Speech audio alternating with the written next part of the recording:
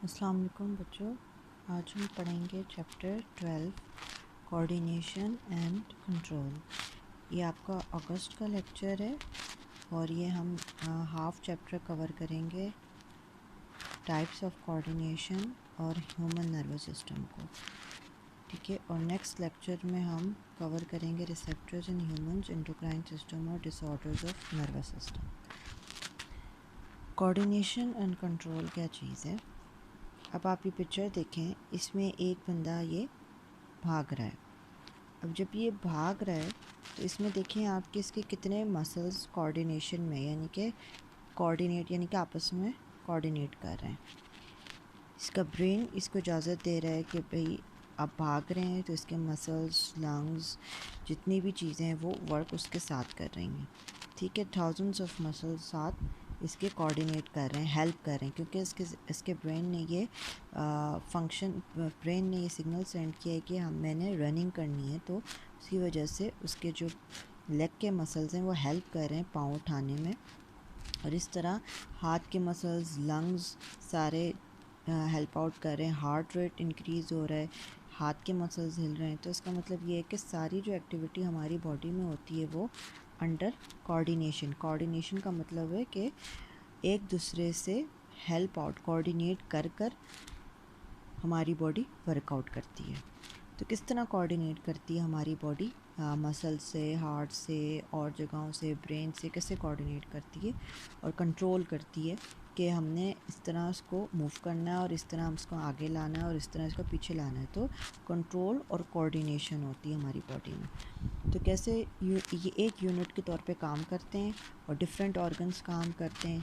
ठीक है, और इस हार्मनी को जो बैलेंस रखती है हारमोनी, ऐसा नहीं होता है कि एक ज़्यादा काम कर गया, एक थोड़ा काम कर गया, एक ने काम नहीं किया। तो ये सारी इकट्ठी एक ही जगह काम करते हैं और एक दूसरे को कोऑर्डिनेट, हेल्प आउट करके, कोऑर्डिनेट करके ये मूव करती है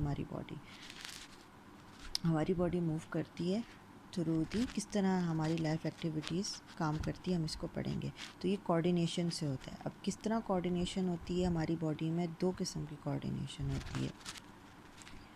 types of coordination, nervous coordination, जो नर्वस सिस्टम यानी कि जिसमें ब्रेन और स्पाइनल कॉर्ड इन्वॉल्व होता है।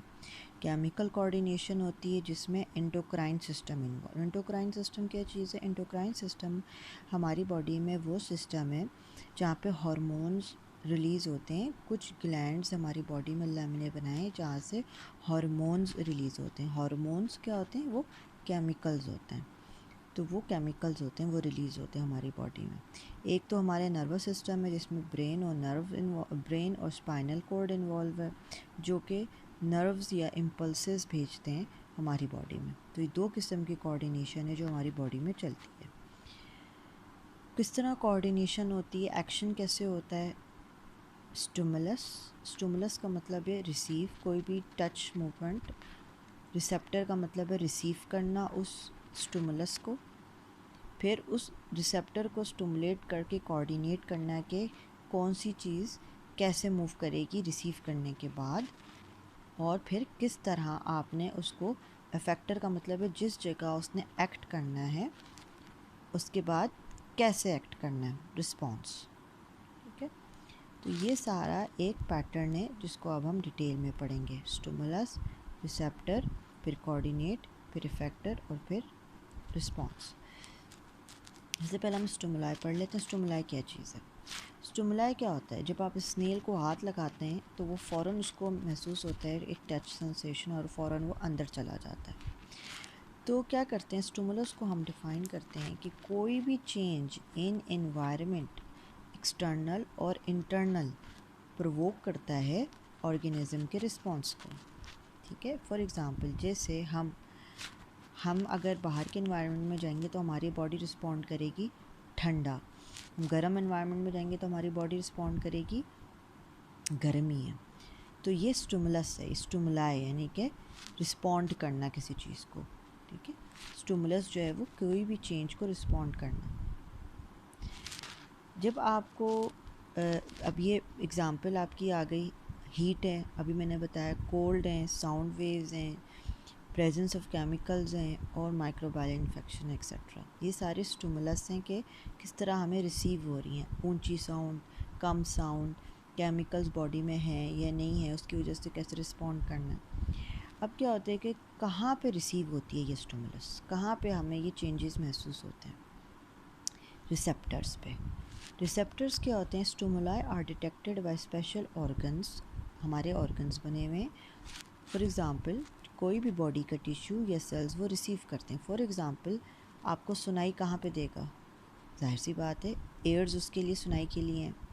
आपकी जो रोशनी पड़ेगी आँखों में वो कहाँ पे? जब जैसे ही फ़ौरन बाहर आते हैं आप अपनी आंखें क्लोज़ कर देते हैं जब रोशनी होती है, तो वो क्या है? स्टिमुलाई। फ़ौरन चेंज, आपकी आंखों ने बंद की लाइट, तो वो स्टिमुलाई है। तो वो कहाँ रिसीव होती हैं? आइज़ पे। केमिकल जो आपके हवा में, ठीक है, वो कहाँ से रिस्पॉन्ड करेगा? नोज़ से। आप अगर डस्टी इन्वायरमेंट में जाते हैं तो आपको छींकी आना शुरू हो जाती हैं, तो वो रिस्पॉन्ड करती है आपकी नोज़। और इसी तरह और भी ऑर्गन्स हैं जो कि स्पेसिफ़िकली बने हुए हैं कि वो डिटेक्ट करें कि ये कौन सा चेंज आ रहा है, और उसके बाद वो उस चेंज को, टाइप ऑफ स्टिमुलाई को रिसीव करें, और उसको कहते हैं हम रिसेप्टर्स। जब एक चीज़ रिसीव हो गई तो कैसे फिर कोऑर्डिनेशन होती है? अब ये ऑर्गन क्या करते हैं जब इनको पता है कि हमने काम कैसे करना है? एक कोई चीज़ पड़ी आपकी आँख पे, रोशनी पड़ी, स्टिमुलाई का मतलब है रोशनी बाहर से, एनवायरनमेंट में कोई चेंज आता है, रोशनी पड़ी, आप बाहर निकलें, दरवाज़ा खोला, आप बाहर निकलें, आपकी आँखों के ऊपर आपकी रोशनी पड़ी, कहाँ पड़ी है? रिसेप्टर कहाँ पड़ेगी? आँखों पे। आँखों पे पड़ने के बाद आपकी जो आँख है वो क्या रिस्पॉन्ड करेगी? वो रिसीव करेगी इंफॉर्मेशन रिसेप्टर से और सेंड करेगी मैसेज के ऑर्गन को कि क्या एक्शन लेना है।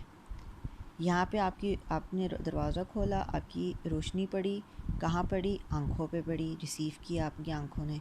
फिर आँखों ने ये इन्फॉर्मेशन सेंड की ब्रेन को और स्पाइनल कॉर्ड को। ब्रेन के साथ स्पाइनल कॉर्ड है, इसलिए इसका इम्पॉर्टेंट है, ज़रूर लाजम रिस्पॉन्ड करना। तो ये इन्फॉर्मेशन सेंड करते हैं, कोऑर्डिनेट करते हैं और रिसीव करते हैं और सेंड करते हैं इन्फॉर्मेशन थ्रू न्यूरॉन्स। न्यूरॉन्स एक चीज़ होती है जो ब्रेन और हमारी बॉडी को कनेक्ट करते हैं। ब्रेन और स्पाइनल कॉर्ड और हमारी बॉडी के दरमियान एक सेल्स होते हैं जो न्यूरॉन्स हैं, जो स्पेसिफ़िकली ब्रेन और स्पाइनल कॉर्ड के मैसेज लेकर जाते हैं और बॉडी से ब्रेन और स्पाइनल कॉर्ड को मैसेज पहुंचाते हैं, तो वो न्यूरॉन्स कहलाते हैं। नर्व इम्पल्सेस के फॉर्म में। नर्व इम्पल्स का मतलब है करंट के फॉर्म में, नर्व में करंट पास होती है, जभी तो फ़ौरन जल्दी जल्दी रिस्पॉन्स होता है। On the other hand chemical coordination भी होती है। केमिकल कोऑर्डिनेशन अभी हमने पढ़ा था कि हमारी बॉडी में एंडोक्राइन एक ऐसे ग्लैंड है जो कि रोल प्ले करते हैं रिलीज़ करके केमिकल्स और ब्लड में, ठीक है, ये इनको कहते हैं हार्मोन्स। ठीक है, दो किस्म की कोऑर्डिनेशन होती है यहाँ पे। एक तो ब्रेन और स्पाइनल कॉर्ड रहता है, दूसरा ग्लैंड्स लेते हैं कि हमने क्या एक्शन लेना है। अब जब कोऑर्डिनेशन हो जाती है बॉडी में तो किस तरह अफेक्ट करना है बॉडी में? These are the parts of the body जो रिसीव करते हैं इन्फॉर्मेशन कोऑर्डिनेटर से। ज़ाहिर बात है कोऑर्डिनेट इफेक्टर पे करता है कि आप एक्शन लो, पार्टिकुलर रिस्पॉन्स दो। यहाँ पे क्या था, आपने दरवाज़ा खोला, रोशनी पड़ी, कहाँ पड़ी? आँखों पे पड़ी। आँखों ने, आइज़ ने सिग्नल सेंड किया ब्रेन और स्पाइनल कॉर्ड को। ब्रेन और स्पाइनल कॉर्ड ने फिर आपके बैक आई टू रिस्पॉन्स किया कि क्या एक्शन लेना है। तो इन carry message from the coordinators, यानी कि ब्रेन और स्पाइनल कॉर्ड को, कोई भी मसल्स और ग्लैंड को। यहाँ पे हम आई की एग्जांपल ले रहे हैं, तो उसने आई को फैक्टर यानी कि आई को ये मसल भेजा कि अब आप अपना एक्शन लें और आंखें बंद कर लें। ठीक है, तो अब आई का रिस्पॉन्ड था। अब यहाँ पे जब एंडोक्राइन कोई भी ग्लैंड पे कोई इफ़ेक्ट पड़ेगा तो कहेगा जी पार्टिकुलर हार्मोन रिलीज़ करें, ये वाले हार्मोन की बॉडी में ज़रूरत है। ठीक है, तो ये एक्ट करेंगे एज अ इफेक्टर। इफेक्टर का मतलब है उन्होंने फिर इफेक्ट किया, एक्शन लिया। सम हार्मोन्स जो हैं वो एक्ट करते हैं एज अ इफेक्टर्स। नेफ्रॉन्स जो हैं, किडनी में नेफ्रॉन्स हैं, सिमिलरली बोन और लिवर भी एक्ट करते हैं इफेक्टर। ठीक है, तो जैसे अभी मैंने आपको एग्जांपल बताई, जब इफेक्ट हो जाता है तो फिर अब रिस्पॉन्ड आता है। क्या रिस्पॉन्ड आता है? ऑन रिसीविंग मैसेजेस कोऑर्डिनेटर्स के इफेक्टर्स फिर क्या करते हैं? एक्शन लेते हैं। फॉर एग्ज़ाम्पल आईने आपकी आंखें बंद हो जाती हैं, एक्शन ले लिया, आंखें बंद हो गई, this action is called response. For example एक और एग्ज़ाम्पल हम ले लेते हैं कि अगर आपने बहुत गर्म चीज़ को हाथ लगाया, फ़ौरन आपके सिग्नल गया जी हाथ से स्किन के थ्रू, नर्व के थ्रू ब्रेन और स्पाइनल कॉर्ड ने फ़ौरन आपके हाथ को मसल्स भेजा, फ़ौरन मैसेज भेजा आपके मसल्स को कि अपना हाथ हटा लें। So movement of the flower, sunflower towards the light, ये सारी रिस्पॉन्सेज हैं, सूरज की तरफ मुँह कर जाते हैं कुछ फूल। Usually nervous coordination produces immediate, बहुत फ़ौरन रिस्पॉन्ड करते हैं, शॉर्ट लिविंग होते हैं, बहुत लंबा रिस्पॉन्ड नहीं देते, ठीक है, ताकि फौरी तौर पे रिस्पॉन्ड हो सके, बट लॉन्ग लिविंग रिस्पॉन्स होते हैं, यानी कि काफ़ी देर तक आपका रिस्पॉन्ड रहता है। अभी देख लें, दो किस्म के हमने पढ़े, नर्वस कोऑर्डिनेशन पढ़ी और हमने केमिकल कोऑर्डिनेशन पढ़ी। अब इसकी हम डायग्रामेटिक रिप्रेजेंटेशन पढ़ते हैं। स्टिमुलस, कोई भी एक्शन बाहर के एनवायरनमेंट से हुआ, रिसीव किया, कोई भी ऑर्गन ने रिसीव किया। फॉर एग्ज़ाम्पल हम आई की एग्ज़ाम्पल ले लेते हैं, रोशनी पड़ी, सेंस ऑर्गन कौन सा था, किसने रिसीव किया, आँखों ने जब रिसीव किया तो उस आँखों के थ्रू जो न्यूरॉन्स थे और नर्व इम्पल्स गई ब्रेन और स्पाइनल कॉर्ड ने, ब्रेन कोऑर्डिनेट किया कि अच्छा हमने क्या रिस्पॉन्ड देना और किस तरह कोऑर्डिनेट करना।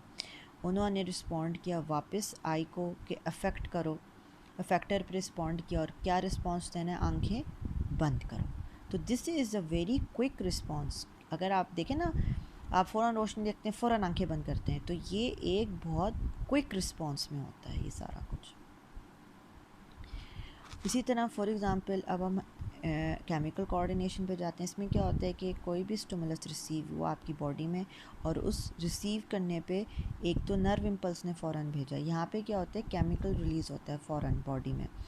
जब बॉडी में केमिकल रिलीज़ होता है, केमिकल रिलीज़ होकर आप एक ग्लैंड पे जाता है, ग्लैंड आपका ये डिसाइड करता है कि हमने किस तरह का हार्मोन रिलीज़ करना है और वो जाके कोई भी ऑर्गन पे जहाँ उसको ज़रूरत है, बोन, लिवर पे, वो अफेक्ट करेगा और उसको रिस्पॉन्ड शो करेगा। फॉर एग्ज़ाम्पल कैल्शियम की कमी है तो बॉडी पार्ट में बोन्स ऐसे केमिकल रिलीज़ करेंगे कि जी कैल्शियम की कमी है, एंडोक्राइन ग्लैंड को कहेंगे कि जी फ़लाँ केमिकल, फ़लाँ हार्मोन रिलीज़ करो बोन से, ताकि बोन से कैल्शियम का लेवल इंक्रीज़ हो जाए। So this is a chemical coordination. अब हम आ जाते हैं human nervous system. Human nervous system में दो चीज़ें इन्वॉल्व होती हैं, सेंट्रल नर्वस सिस्टम और peripheral nervous system. Nervous system में हमारे पास ब्रेन और स्पाइनल कॉर्ड है, ठीक है, नर्वस सिस्टम में हमारे पास ब्रेन और स्पाइनल कॉर्ड है। अच्छा, ब्रेन और स्पाइनल कॉर्ड के अंदर जो हैं वो सेल्स होते हैं, जो ब्रेन हमारे जो सेल्स का बना हुआ है, ज़ाहिर सी बात है वो नर्व सेल्स का बना हुआ है या न्यूरॉन का बना हुआ है। जो ब्रेन में जो सेल्स होते हैं वो सिर्फ ब्रेन और स्पाइनल कॉर्ड में जो सेल्स होते हैं वो नर्व सेल्स के बने होते हैं और न्यूरॉन के बने हुए होते हैं।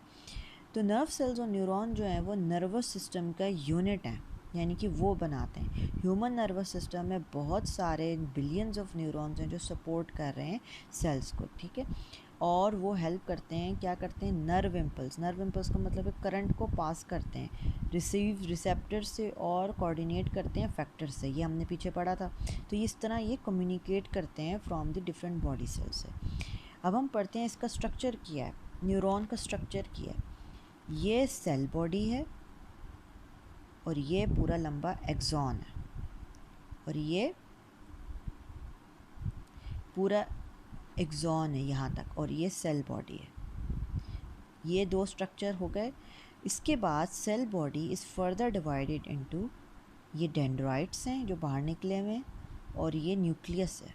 सारी बातें, क्योंकि ये न्यूरॉन्स हैं, नर्व सेल्स हैं, तो इसका न्यूक्लियस मौजूद है। ये एक्सॉन है और एक्सॉन के बीच में जो ये जो सेल्स की जो बल्जिंग बनी हुई है, इसको हम कहते हैं श्वान सेल्स, इसको हम कहते हैं श्वान सेल्स, ठीक है। अच्छा, श्वान सेल्स की ये खसूसियत है कि एक फैटी लेयर को अपने ऊपर रखती है श्वान सेल्स को, इसको हम कहते हैं माइलिन शीट। ये जो पिंक कलर की है इसको हम कहते हैं माइलिन शीट। ये क्या करती है, ये श्वान सेल्स को कवर रखती है, प्रोटेक्ट करती है, ताकि जो नर्व इम्पल्स है वो आसानी से पास ऑन हो सके। इसके बीच के जो जंक्शंस हैं, ये जो जंक्शंस बने हुए हैं, इसको हम कहते हैं nodes of Ranveer. Nodes of Ranveer ये अच्छा, एक्सॉन का हम फिर से पढ़ लेते हैं। एक्सॉन में क्या चीज़ें हैं? एक्सॉन में है श्वान सेल्स, ये bulging. Schwann cells is covered by layer of myelin sheath, and then there is between depressions, उन्हें हम कहते हैं नोड्स ऑफ रणवीर। तो जब करंट पास होता है, जब नर्व इम्पल्स आती हैं कहीं से स्टिमुलस से ब्रेन से बॉडी में, बॉडी से ब्रेन में, तो ये रोल प्ले करते हैं। ब्रेन और स्पाइनल कॉर्ड को ये कनेक्ट करते हैं बॉडी से। तो जब यहाँ से उसको सेल्स को रिस्पॉन्ड आते हैं, जी हमें करंट मिल रहा है, हमें नर्व इम्पल्स मिल रहा है, तो ये करंट फ़ौरन यूँ यूँ यूँ यूँ करके जंप करके आगे बॉडी पे पास ऑन होते हैं, दूसरे न्यूरॉन्स में पास ऑन होते हैं। इसके बाद फिर दूसरी सेल बॉडी होती है इस तरह, देखें, फ़ौरन रिसीव हुए, फ़ौरन दूसरे से अटैच्ड हुए। इंटर न्यूरॉन्स होते हैं, within the neurons attached होते हैं ये। तो ये बहुत लाजमी स्ट्रक्चर है, important. Cell body, axon. Cell body contains again dendrites which receives the signals, ठीक है, और फिर ये रिसीव करते हैं डेंड्राइट्स, और फिर ये इस तरह सेंड करते हैं सिग्नल्स टू द बॉडी जहाँ पे ज़रूरत है अफेक्टर रिस्पॉन्स के लिए, ठीक है। तो इस तरह ये जंपिंग में करंट पास होता है, फ़ौरन जंप करता है इम्पल्स। नर्व इम्पल्स का मतलब है नर्व करंट, यूँ फ़ौरन जंप करते, तभी स्पीड में आपका एक्शन होता है, ठीक है। ये सारी चीज़ें मैंने बता दी हैं। अच्छा, और जो इस जंपिंग नर्व इम्पल्स को कहते हैं सॉल्टेटरी इम्पल्सेस, जंपिंग इम्पल्सेस, ठीक है। अच्छा, on the basis of their function, अब न्यूरॉन जो है वो 3 टाइप्स में डिपेंड होते हैं, सेंसरी न्यूरॉन, इंटर न्यूरॉन और मिक्स्ड न्यूरॉन। सेंसरी न्यूरॉन्स क्या हैं? ये सेंसरी इन्फॉर्मेशन कैरी करते हैं, सारी बातें ये सेंसरी है ना, 3 किस्म के हैं। सेंसरी न्यूरॉन क्या करेंगे? इन्फॉर्मेशन कैरी करेंगे। सेंसरी कहाँ से? रिसेप्टर से, जहाँ से उन्होंने रिसीव किया, और वो लेकर जाएंगे टुवर्ड्स द CNS, यानी कि ये वाले जो हैं ये सेंसरी हैं। सेंस रिसीव किए इन्होंने, सेंस ऑर्गन से इन्होंने सेंस रिसीव किया, ये ब्रेन और स्पाइनल कॉर्ड में लेके जाएंगे। तो ये हो गए जी सेंसरी न्यूरॉन्स। सेंसरी न्यूरॉन्स के पास सिर्फ एक डेंड्राइट होता है और एक एक्सॉन होता है। एक डेंड्राइट का मतलब ये एक डेंड्राइट और एक एक्सॉन, ठीक है।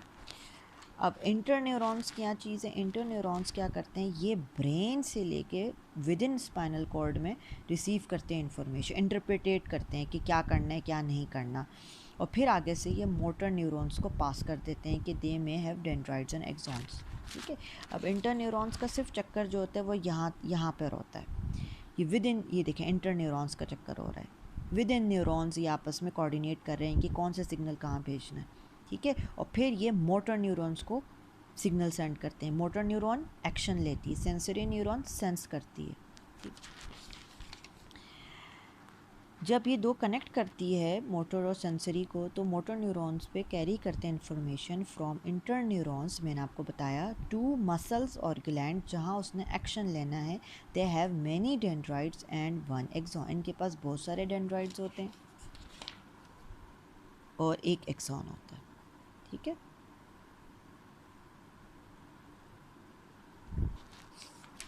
आई होप यहाँ तक बात क्लियर हो गई होगी। अच्छा, अब हम पढ़ते हैं नर्व। नर्व क्या चीज़ है? नर्व जो है वो यूनियन है सेवरल एक्सॉन्स का। एक्सॉन्स हमने पढ़ा, ये रहे एक्सॉन्स, ये रहे एक्सॉन। बहुत सारे एक्सॉन्स मिलके नर्व बनाते हैं। नर्व का मतलब है नस बनाते हैं, ठीक है।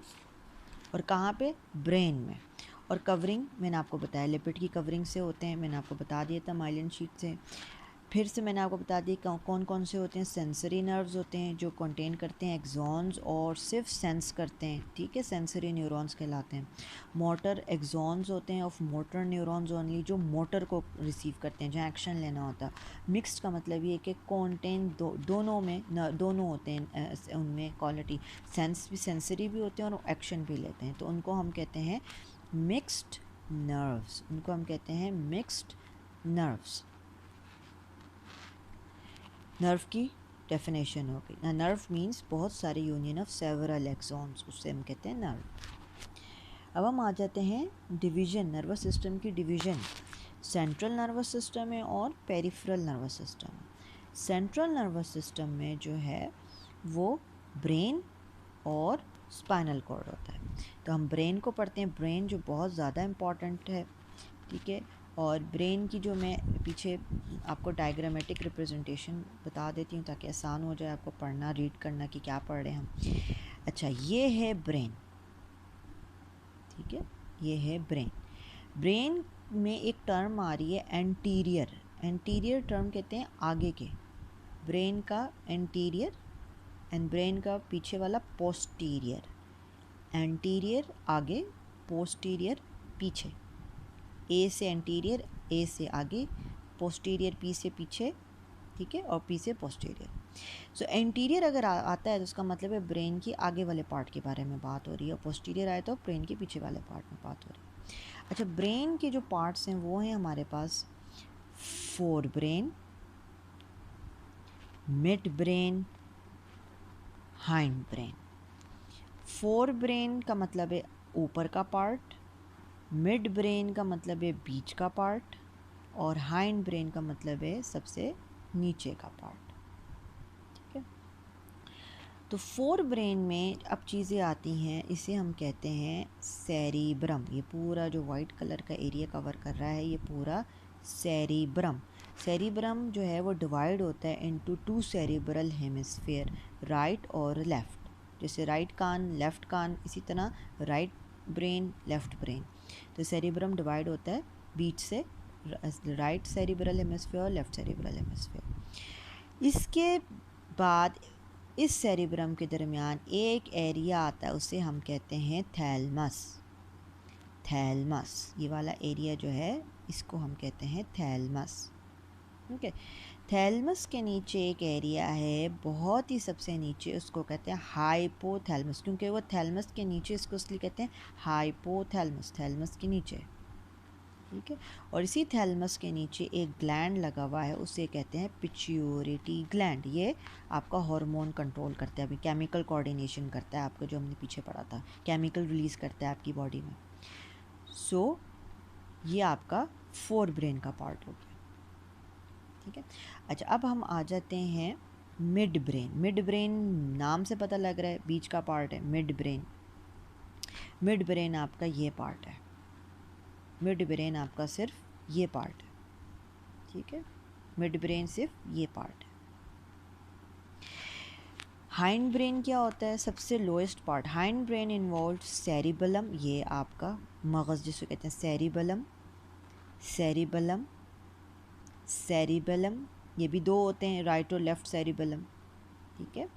और पोन्स आ जाता है मिड ब्रेन के बिल्कुल नीचे। पोन्स, ये चीज़ जो गोल सी चीज़ है, ये गोल सी चीज़ है, ये पोन्स है।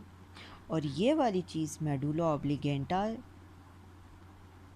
और इसके नीचे से आपकी स्पाइनल कॉर्ड शुरू होती है, ठीक है। ये आपका पूरा ब्रेन का स्ट्रक्चर हो गया, four brain, mid brain, hind brain, ठीक है। अच्छा, अब जो मिड ब्रेन है वो आपका कंट्रोल करता है, आपके कुछ रिस्पॉन्सेज होते हैं, और क्योंकि ये बीच में है मिड ब्रेन, तो आपके कान के करीब का एरिया है ये। तो ये कान के करीब का एरिया का मतलब ये है कि आपके ऑडिटरी रिफ्लेक्स, यानी कि आपके कान के रिफ्लेक्सेस और पोस्चर, आपका जो चलना उठना बैलेंस, वो आपका ये वाला मिड ब्रेन कंट्रोल करता है, ठीक है। आपका मिड ब्रेन कंट्रोल करता है।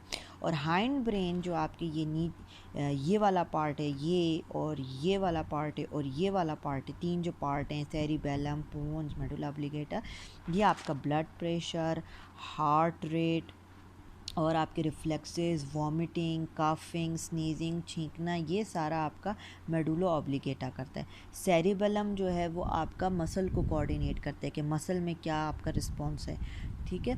और पोन्स जो है वो क्या करता है, पोन्स आपका कनेक्ट करता है सेरिबेलम को और स्पाइनल कॉर्ड को, ठीक है।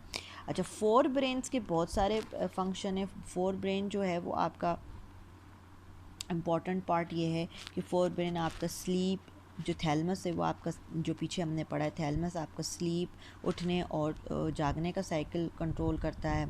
हाइपोथैलमस आपके इमोशंस को कंट्रोल करते हैं, क्योंकि बिल्कुल उसके नीचे जो है वो एंडोक्राइन सिस्टम है, और एंडोक्राइन सिस्टम का मतलब ये है कि पिट्यूटरी ग्लैंड है, और वो आपके पेन, खुशी, गम, सारा जो इमोशनल है वो सारा आपका हार्मोनल हाइपोथैलमस कंट्रोल करता है, ठीक है। और सेरिबेरम जो है वो आपका जो है वो फंक्शन, जो आपके कोऑर्डिनेशन है वो कंट्रोल करता है, ठीक है। अब इसमें एक चीज़ आती है, मैंने आपको बताया सेरिब्रल हेमिस्फीयर 2 पार्ट में डिवाइड होता है। अच्छा, जो एंटीरियर पार्ट है सेरिब्रल हेमिस्फीयर, एंटीरियर का मतलब आगे का पार्ट है, उसमें ऑल्फैक्टरी बल्ब्स मौजूद होती हैं जो इम्पल्स कैरी करती हैं सेंसेशन ऑफ स्मेल की, ठीक है। अच्छा, ये पूरा पार्ट जो फोल्डिंग्स बनी हुई हैं इसको हम कहते हैं सेरिब्रल कॉर्टेक्स। जो फोल्डिंग्स बनी हुई हैं, अगर आपने मगज़ कभी देखा हो तो इसको कहते हैं सेरिब्रल कॉर्टेक्स, ये फोल्डिंग्स बनी हुई हैं, ठीक है। अच्छा, सेरिब्रल कॉर्टेक्स के आगे का जो हिस्सा है यहाँ पे ओल्फैक्टरी नर्व्स हैं, नर्व्स करके ओल्फैक्टरी नर्व्स बनी हुई हैं जो आपके स्मेल के सेंसेशंस को रिसीव करती हैं, ठीक है, यहाँ पे मौजूद है। अब हम आ जाते हैं जी के अब सेरिब्रल कॉर्टेक्स आपका ग्रे मैटर का बना हुआ है। ग्रे मैटर जो है नर्वस सिस्टम कॉन्सिस्ट ऑफ, अब मैं आपको बताया कि जो पूरा जो ब्रेन है वो आपके नर्व सेल्स का बना, नर्व सेल्स क्या हैं आपके, एक्सॉन्स हैं, एक्सॉन्स हैं, नर्व सेल्स आपके पूरे एक्सॉन्स हैं, ठीक है। तो ये नॉन माइलिनेटेड है, यानी कि इसमें कवरिंग नहीं हुई हुई होती। ये सारा पूरा आपका मगज़, अगर आप मगज़ को देखें तो वो ग्रेश ग्रेश होता है, सफ़ेद सफ़ेद ग्रेश ग्रेश सा होता है। अच्छा, अब हम इस ब्रेन को पूरे को अगेन हम इसको डिवाइड करते हैं डिफरेंट पार्ट्स में। फ्रंटल लोब, फ्रंटल का मतलब है फ्रंट, इस पूरे ब्रेन को front, frontal lobe. Parietal lobe, parietal lobe का मतलब है कि ऊपर का हिस्सा पराइटल लोब, ठीक है। टेम्पोरल लोब जो आपकी कनपटी का हिस्सा होता है, टेम्पोरल लोब जहाँ पे आपका कान इन्वॉल्व होता है, लोब्स में डिवाइडेड है। और एक होता है ऑक्सीपिटल लोब जो आपके सबसे पीछे का हिस्सा है, ब्रेन के सबसे पीछे का हिस्सा है, ठीक है। अगर आप हाथ भी लगाएं तो बल्जी सा है पीछे का हिस्सा, गर्दन से ऊपर, ठीक है। गर्दन से आपकी स्पाइनल कॉर्ड जा रही है नीचे रीढ़ की हड्डी तक, ठीक है। तो ये आपका फ्रंटल लोब हो गया। ओ, फ्रंटल लोब का मतलब है ये वाला फ्रंट का पोर्शन, ये frontal lobe. This is your parietal lobe जिसमें आपका फोर ब्रेन दिखा रहे हैं, parietal lobe. This is your temporal lobe, कनपट्टी के हिस्से को, एंड पीछे के हिस्से को, ये वाले हिस्से को ऑक्सीपिटल लोब कहते हैं, ठीक है। अब फ्रंटल लोब क्या करता है, आपके मोटर फंक्शन कंट्रोल करता है, कॉन्शियस कंट्रोल करता है, मूवमेंट इन्वॉल्व, स्पीच बोलने में मदद करता है आपकी। प्राइटल क्या करता है, receive impulses from the skin, skin से सेंसेशन लेते हैं। ऑक्सीपिटल आपकी आंखों की, नज़रों की इंफॉर्मेशन को विजुलाइज करता है। और टेम्पोरल क्या होता है, जो आपकी कनपट्टी का हिस्सा होता है वो आपकी सुनने की और स्मेल की हेयरिंग को कंट्रोल करता है, ठीक है। यहाँ पे आपका ब्रेन ख़त्म होता है। नेक्स्ट आपका स्पाइनल कॉर्ड शुरू होगा नेक्स्ट लेक्चर में।